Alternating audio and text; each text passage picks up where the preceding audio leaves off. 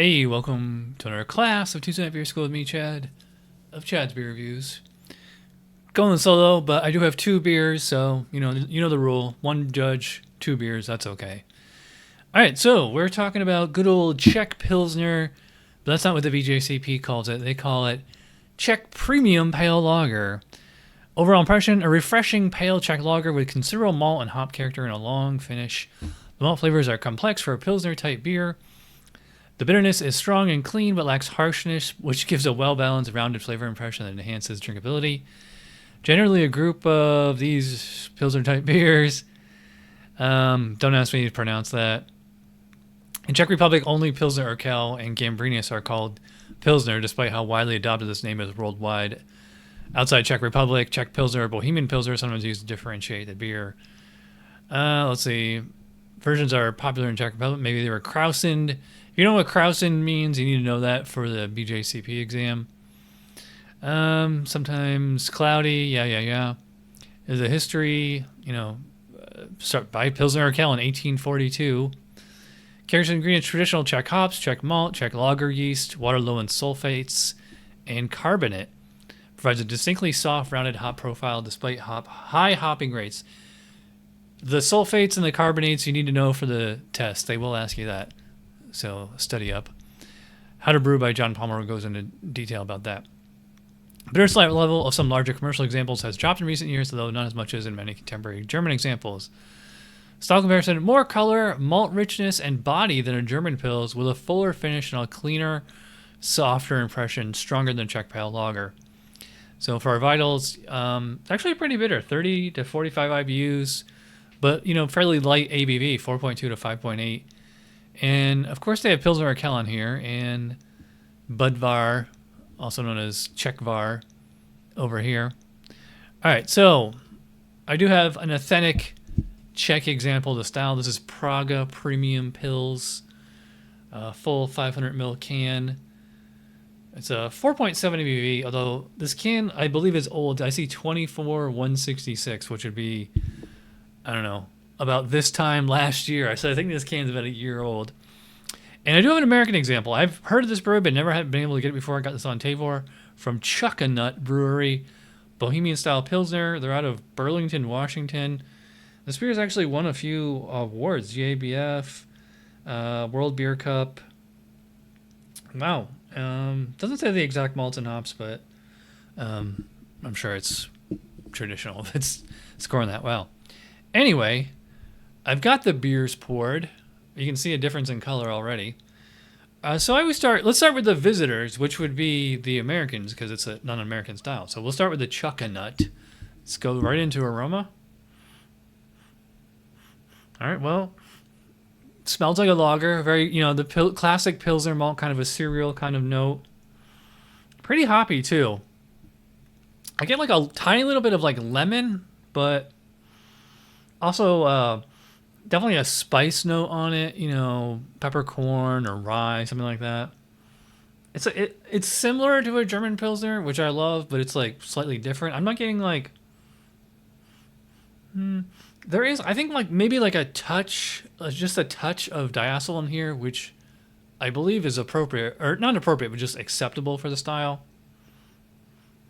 Yeah, so this one smells a little more bready.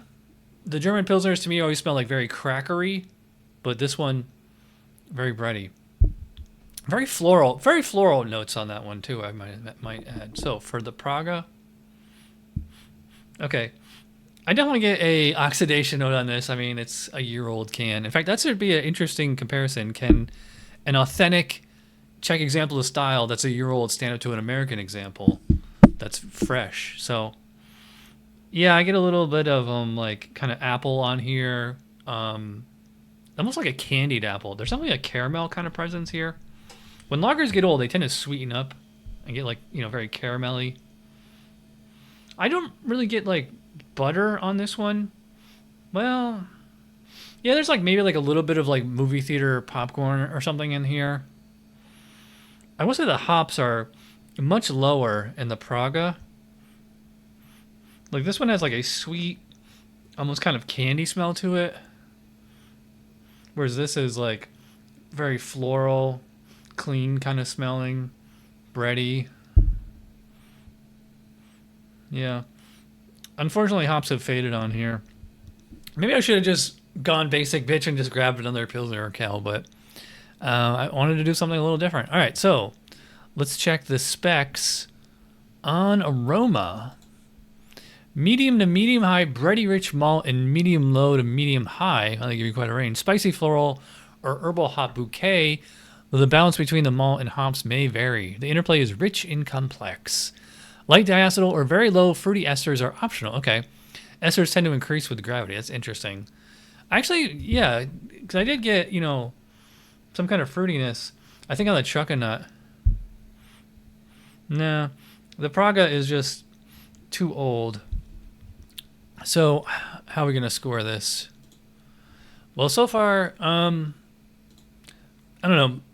The Praga should be a perfect 50 when it's fresh off the bottling line or canning line.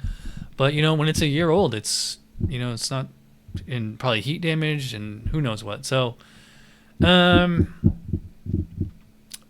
going to go kind of low on this one. I'm going to say 8. And for the Chuckanut, I'm going to go pretty high. I'm thinking 10. I could even go 11 on that. All right, so appearance. The Praga right here is like a little bit darker. Beer tends to get a little darker as it ages.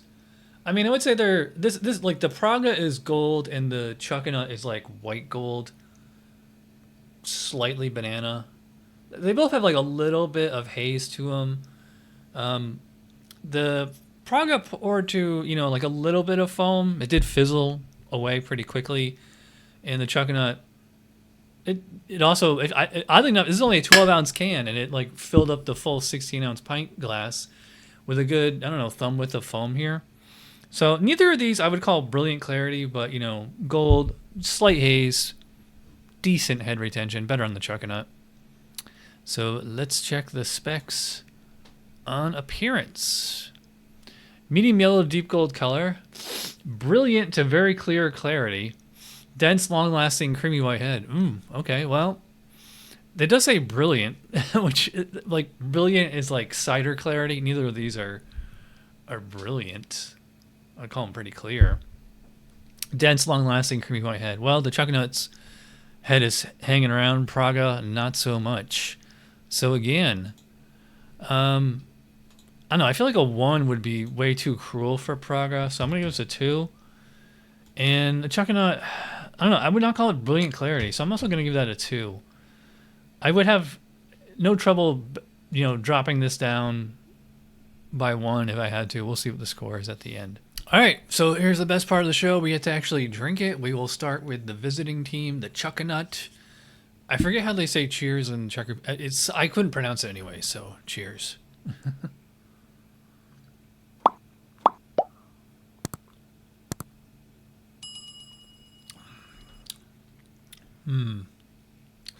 It reminds me a lot of a German Pilsner, but I will say this one is like a little more, like I said on the nose, like it's a little more bready. I will say the hops are actually pretty high on this one.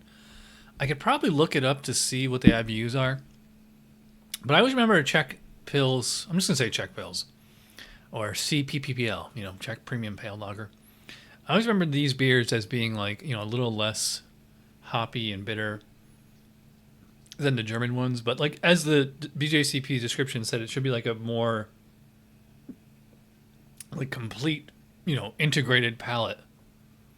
They did say, on the nose, like fruity esters are possible, so I imagine they're going to say the same thing on the taste. I do get, it's funny, like it smelled bready, but this tastes a little bit more like in the kind of crackery kind of malt flavor. I mean, I will say, like, it's called Pilsner, the style, for a reason, because made with Pilsner malt, there's probably nothing else in here as far as specialty malt. So, yeah, but I will say, like, the bitterness, like this compared, like, I had the Bitburger and the Kronbacher and all those German Pils lately, and those, like, do stand out as, like, just being, like, in-your-face kind of bitterness. It's a little more subtle on this one.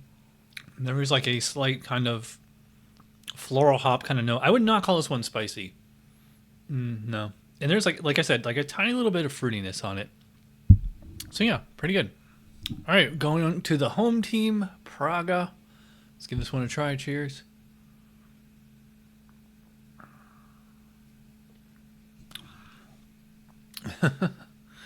Well, just like on the nose, this thing is oxidized as hell. Like I said, this is probably a year-old can. It's very sweet.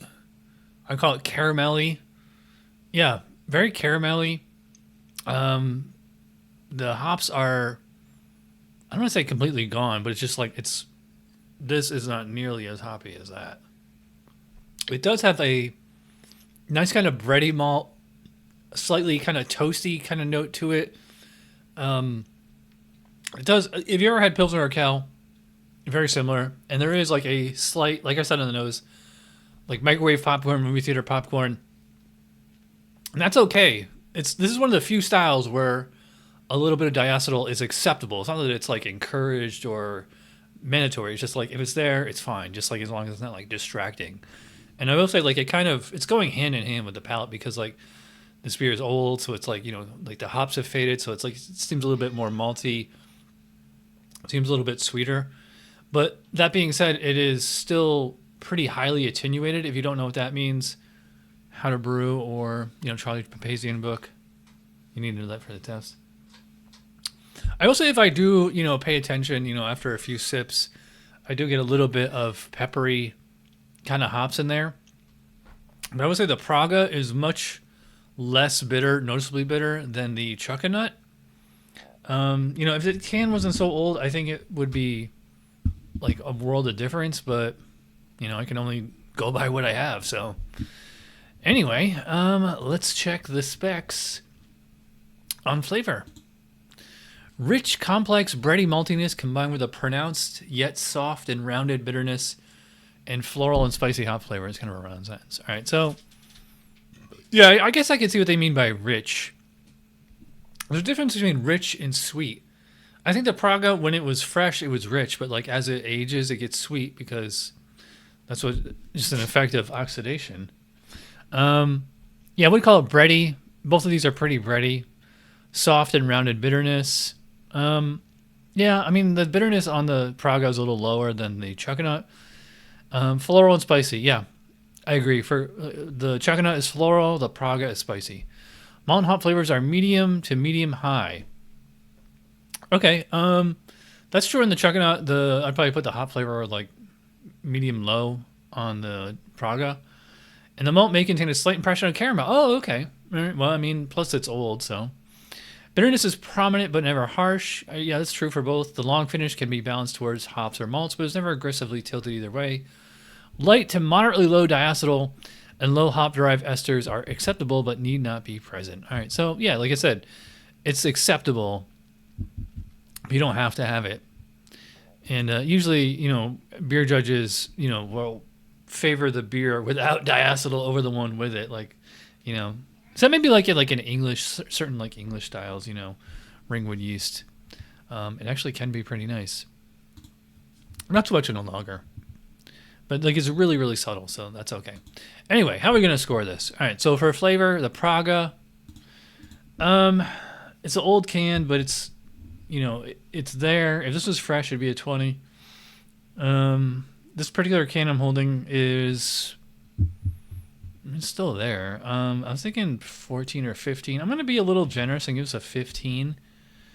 The Chuckanut is more there. I'm going to give that a 7. Well, I'm going to give that a 16 because to me it's like slightly kind of German, a little more German than, it's not quite as bready as the Praga. All right, let's move on to mouthfeel. Start with the Chuckanut.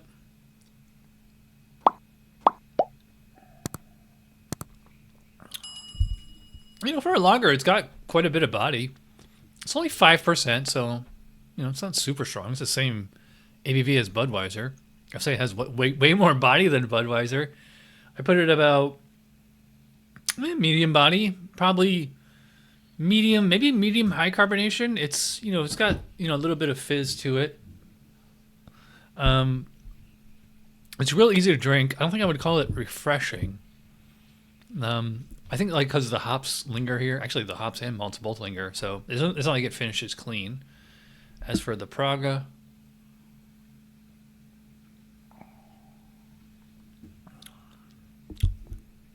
I feel like the mouthfeel on old beers is like a little heavier. So I'd probably call this like medium, maybe medium plus body. And I feel like the carbonation has dropped like a little, so probably like, yeah, it's probably like medium body, medium carbonation. It's smooth. It's more, well, it's definitely got a crispness to it. You know, this isn't like a milk stout or anything like that, you know. The sweetness on this, it's funny, like it's only that caramel sweetness while it's in the mouth, and then after I swallow it, you know, it's just kind of like a general malty kind of aftertaste. Both of these beers are easy to drink, I will say, but neither is refreshing. All right, let's check the specs on mouthfeel. Medium body, moderate to low carbonation. Wow, they don't really go into much detail there. Usually they go into a lot of detail about like finish and aftertaste and all that stuff. So yeah, they're both medium body. The Chuckanut might be a little over carbonated, but I mean, it does say moderate. So yeah, as far as score on this one, like an equal score to both beers. So I'm gonna give a 4 to the Praga and the Chuckanut. Overall score, Praga, you know, this should be a perfect beer, but it's not because it's just an old can. And I mean, if it wasn't old, like the oxidation is, to me, it's standing out. Like if, you know, your aunt or your uncle, somebody who isn't like a beer nerd like us, was drinking this, they might not notice it. So, I mean, I want to give this beer a high score, but it's just an old can. So this particular can, I'm going to give a 7 out of 10. That's a total score of 36. Yeah, which is also like a 7 out of 10 on my scale. And the Chuckanut, I'm going to go a little higher. I'm going to give this an 8. That's a 40, which is also an 8 out of 10. So yeah, 36 versus 40. I didn't think that the Chuckanut was going to beat the Praga. You know, maybe I should have got a fresh bottle of Pilsner Urquell, and it would have been probably different. I think the scores would have been the other way around. But yeah, if you can get either of these, I definitely recommend them. Praga, it's fairly cheap too. The Chuckanut I got on Tavor. Link in the description below, or scan the QR code. You can get cool beers, even just lagers like this that you can't get in your local market. And this was fairly cheap. It was only $5.49, I believe, or 2 for $10, I think. Anyway, yeah. So this is, I think, my third time doing the Czech Premium Pale Lager. I wish BJCP would just call it Czech Pilsner because that's what everybody calls it. But yeah, it was. I have had Praga before, but it's been, I don't know, 8 years. And this is my first time having the Chuckanut, any beer from this brewery, which I believe there's actually a few beers from this brewery in the 2021 BJCP specs, but not for this style, obviously. It's for like a different style. One of the American styles, I think. All right, so I'm rambling. If you watch all the way in, you're awesome. Let me know what you learned in the comments. And I'll be back, hopefully, with another co-host or student or whatever for the next class, whatever that is. All right, thanks for watching, and I'll see you next time. Cheers.